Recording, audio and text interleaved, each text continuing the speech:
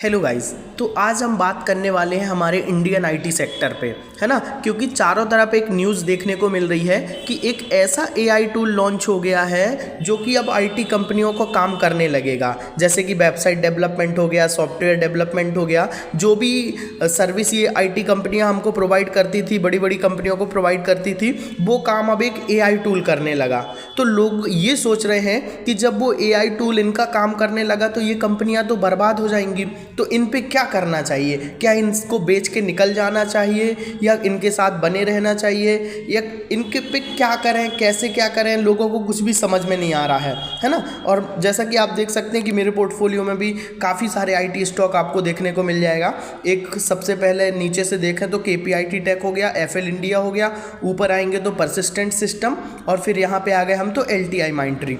ठीक है। तो हालांकि एफएल इंडिया और केपीआईटी टेक प्योर आईटी कंपनियां नहीं है सर जो सर्विस प्रोवाइड करती हैं, पर टीसीएस, एलटीआई माइंट्री ऐसी कंपनियां हैं जो प्योर सर्विस प्रोवाइड करती हैं।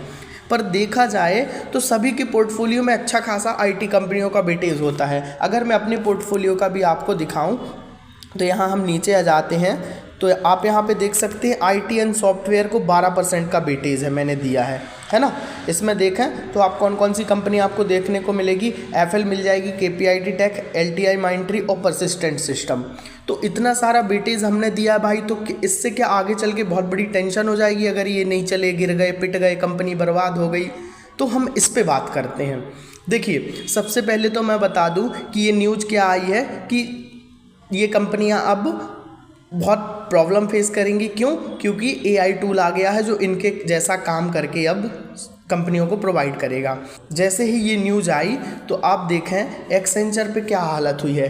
एक्सेंचर के अगर हम एक महीने की बात करें तो ये 15-16% की गिरावट हो गई है इस न्यूज़ के आने के बाद। यहाँ पे अच्छा खासा परफॉर्म कर रहा था एक्सेंचर का स्टॉक। जैसे ही ये न्यूज़ आई वहाँ से देख सकते हैं ये 16-17% अभी नीचे मिल रहा है। मतलब जो ये प्रॉब्लम है ये सिर्फ इंडियन आईटी कंपनियों को नहीं फेस करनी पड़ रही है, ये यूएस की कंपनियां हो गई, चाहे कहीं की भी कंपनियां हो गई, सबको ये फेस करना पड़ रहा है। और अगर हम वहीं बात करें हमारी कंपनियों की, मतलब इंडियन कंपनी की, जैसे मेरे पोर्टफोलियो की एक कंपनी एलटीआई माइंट्री, तो ये देखिए आज भी इसमें अच्छी खासी गिरावट हो गई है। एक वीक की बात करें उसमें भी गिरावट है। ठीक है। टॉप से अभी देखा तो ये 6300-6400 का स्टॉक सीधे अभी 5500 रुपये पे आ गया, है ना। तो इनमें गिरावट हो रही है। परसिस्टेंट सिस्टम की बात करें तो आज परसिस्टेंट सिस्टम में भी अच्छी खासी गिरावट देखने को मिल रही है और अभी कुछ दिन से ये चीज़ कंटिन्यू देखने को मिल रही है ना। और अगर मैं वहीं बात करूँ केपीआईटी टेक की तो भाई बैंड बजी पड़ी है। ये देखो केपीआईटी टेक में बहुत ख़राब स्थिति है, ये ऑल टाइम हाई से लगभग 50% क्रैश हो चुका है। तो अब ऐसी सिचुएशन में क्या करना चाहिए? क्या लोग सोच रहे हैं एवरेजिंग करें इनमें, या तो फिर बेच दें, सेल कर दें, क्या कर दें? तो उससे पहले मैं एक डिस्क्लेमर दे दूँ गाइज कि मैं कोई भी सेबी रजिस्टर्ड एडवाइज़र नहीं हूँ, so I can not provide any recommendation buy or sell, okay, because I don't have any authority to provide this buy or sell call. तो आप अपना डिसीजन खुद लें। मैं आपको अब कुछ डेटा बताता हूँ।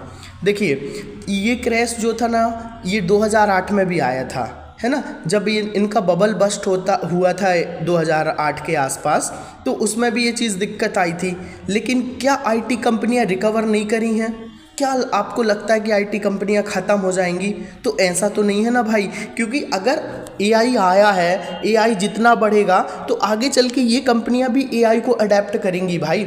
हो सकता है ये कंपनियां उस एआई को बनाने लगे, है ना। मैं भी एक कंप्यूटर साइंस इंजीनियर हूँ, तो मुझे पता है कि इतनी बड़ी कंपनी इतनी आसानी से तो बर्बाद नहीं हो जाएगी ना। अगर हम बात करें एलटीआई माइंट्री की, तो आपको क्या लगता है इतनी बड़ी कंपनी इजीली बर्बाद हो जाएगी एक एआई टूल के आ जाने से?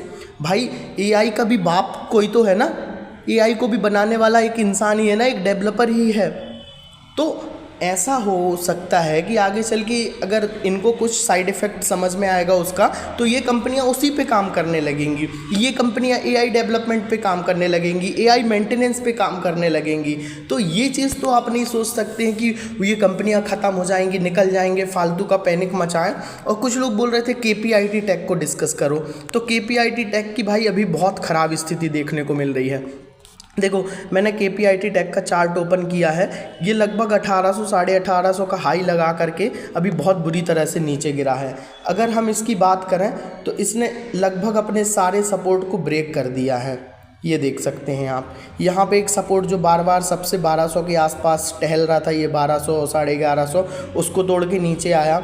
उसके बाद एक बहुत ही इंपॉर्टेंट सपोर्ट था, ये सेकेंड वाला जो मैंने ड्रॉ किया है, ये 1014 1000 के आसपास, ये इसको ब्रेक करके नीचे आ गया।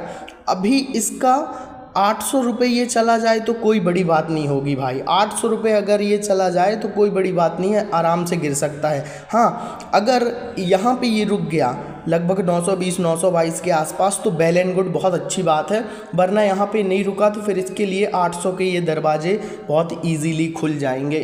तो देखो ब्लाइंडली कहीं पे भी इन्वेस्ट नहीं करना चाहिए, है ना। हमेशा उन लेवल्स को फोकस करो कि कहाँ पे स्टॉक गिर सकता है, कहाँ पे आ सकता है, क्या न्यूज़ चल रही है, ये प्रॉब्लम कब तक सॉल्व हो पाएगी, तो ये देखना हमारे लिए बहुत ज़रूरी होता है ना।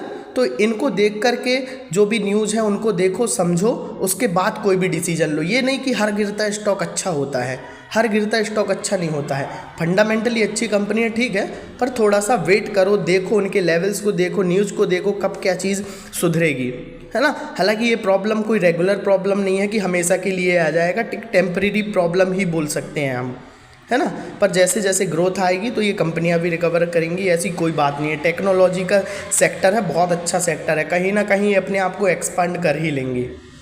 तो आई होप आपको समझ में आया होगा गाइज, और वीडियो को लाइक सब्सक्राइब बिल्कुल कर दिया करो यार, आप लोग को बहुत कुछ सीखने को मिलेगा। Thank you so much.